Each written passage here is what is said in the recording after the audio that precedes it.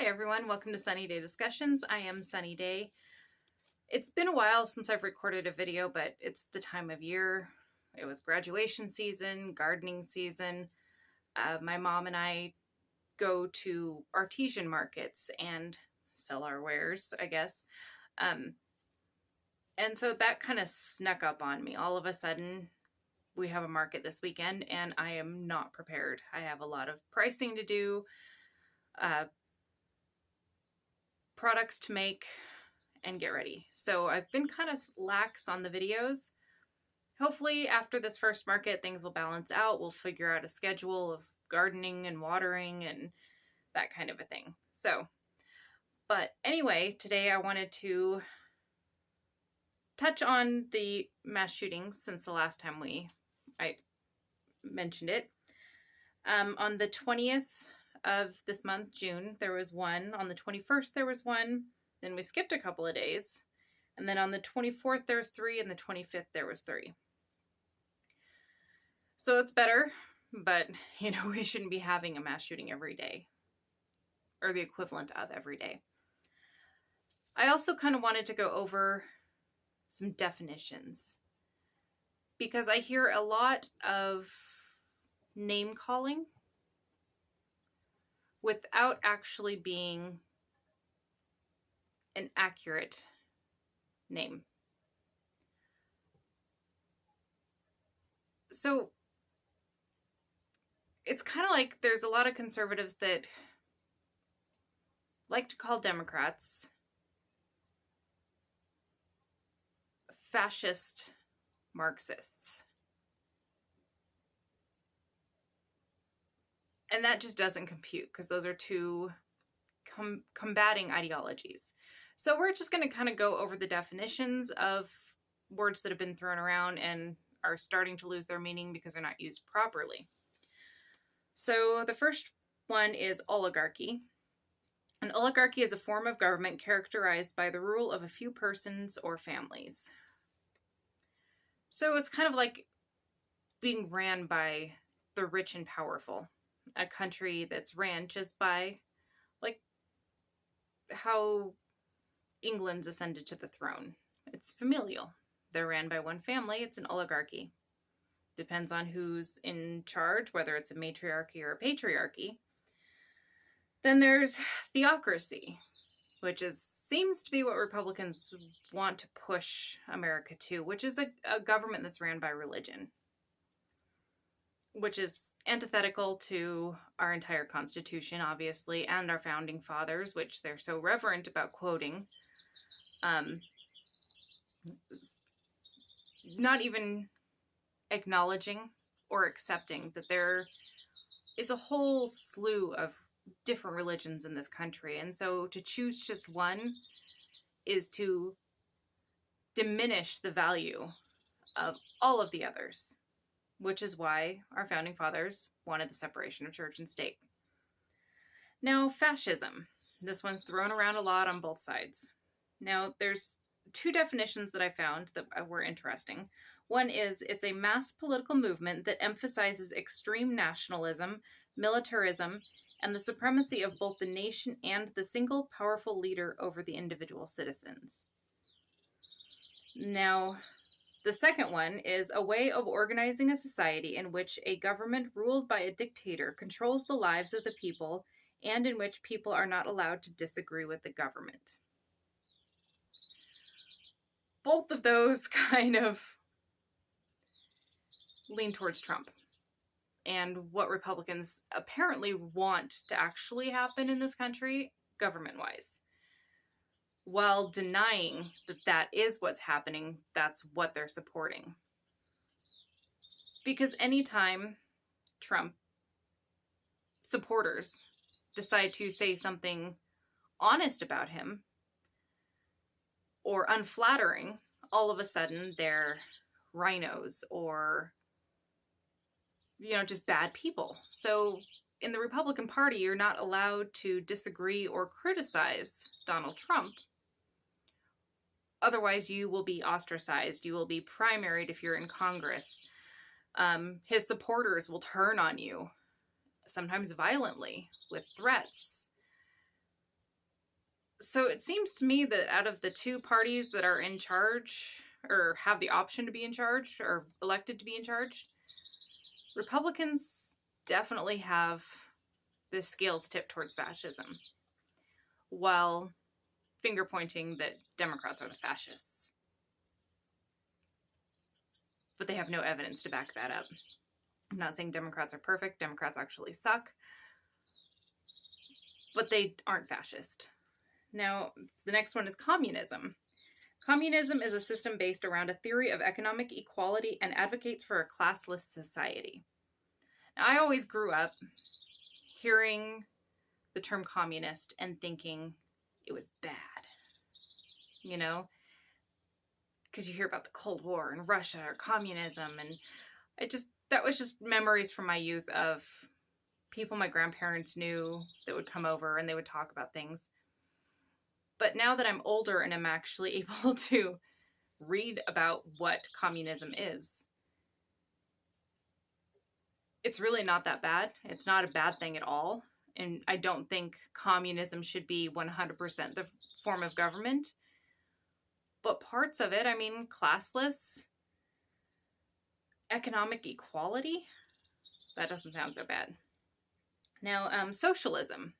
It's a political and economic theory of social organization which advocates that a means of production, distribution, and exchange should be owned or regulated by the community as a whole. Again, that's a good thing, but full-on straight socialism, I think, is too much. And we'll get into democratic socialism in a little bit. Now, the second definition for socialism I found was a political ideology that aims to make people equal, focuses on equality of wealth and power. Now, that's a good thing that we can get behind, and that's a lot of what democratic socialism is. So it's not putting all of the means of production and stuff in the hands of the public or of the government. It's a good balance. So then there's Marxism. It's an economic and political theory that examines the flaws inherent in capitalism and seeks to identify an alternative. So again, that's one of those bad words for Republicans. Doesn't sound that bad. I mean, all of these, if you take them to an extreme, are going to be bad. But if you look at them and personalize all of these ideologies to find a method of government that works for the people and suits everyone's needs, that would be ideal. Now, democratic socialism. Having a socialist economy in which the means of production are socially and collectively owned or controlled alongside a political system of government, democratic political system of government. So a democracy with a lot of socialism. And that seems to be where the progressives, the far left, tend to reside. And that's also where a lot of major countries that, civilized countries reside as well, such as like Norway, Sweden. They're all democratic socialist countries. So their priorities are taking care of their citizens and making sure that they're well taken care of, while also having a democracy. And that seems to be a pretty good system, a good setup, because this country doesn't seem to really give a damn about its people on both sides. They seem to care about themselves and the wealthy and the people who can benefit them. While the progressives want the people to be well taken care of. And when people are well taken care of and don't have to worry about medical care, don't have to worry about if there's going to be an emergency that they can't cover, or if they're going to have to declare bankruptcy because they got diagnosed with cancer, or how are they going to afford their insulin, or They have a greedy landlord that keeps increasing rent out of their range. And it's expensive to move because first and last month's rent, deposit, all that. When people are stressed financially, pushed to the limits financially and emotionally, mental health declines, crime increases, dissatisfaction and violence occurs more so with the government or towards the government because the people know that the government could help and make their lives easier, but they're choosing not to. Then there's McCarthyism.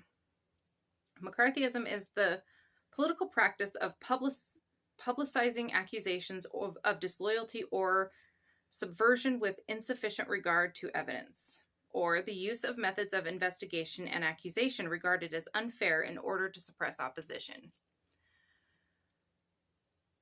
So the way I interpret that is pretty much what dirty politicians do. They have someone who's running against them.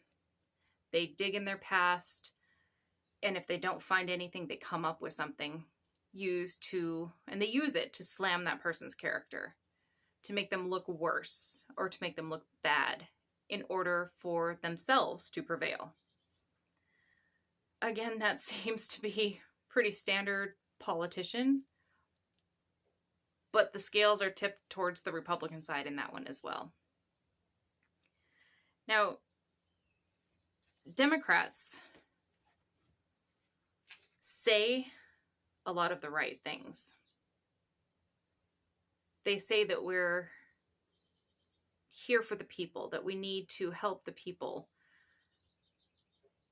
But their actual voting records and bills that they pass, legislation, doesn't coincide with their language and their usage of that word, of the word for the people. And Republicans are so far away from wanting to help the people in any way, shape, or form. So that leaves a small little portion of the Democratic Party, the Progressive Caucus, that has to battle both Democrats and Republicans to try to get something done. Something that will help and benefit the people. They're the only ones that are pushing for universal health care. And now, a lot of the complaints or bitching that I hear from the right about universal health care is, I don't want my money to go pay for someone else's doctor visit. Well, how the hell do you think insurance works in the first place? You pay in monthly. But do you get that money back at the end of the year? No, you don't.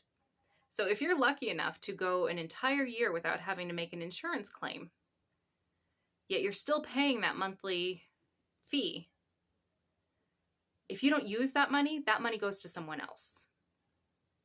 And it helps line the pockets of the CEOs of the insurance companies. So wouldn't it be better to take a fraction of what you're paying currently for your insurance every month and turn it into universal health care? Makes sense to me. You know, there's a whole lot of things that make sense to me that Democrats and Republicans alike are both like, no, we can't do that. It's not feasible. Nope, we can't do it. Even though every other comparable Western country does exactly that. So that's the end of this video. I'm tired. I probably messed up quite a bit, but I tried. It's awkward being on this end of the camera. I don't like it, and I don't like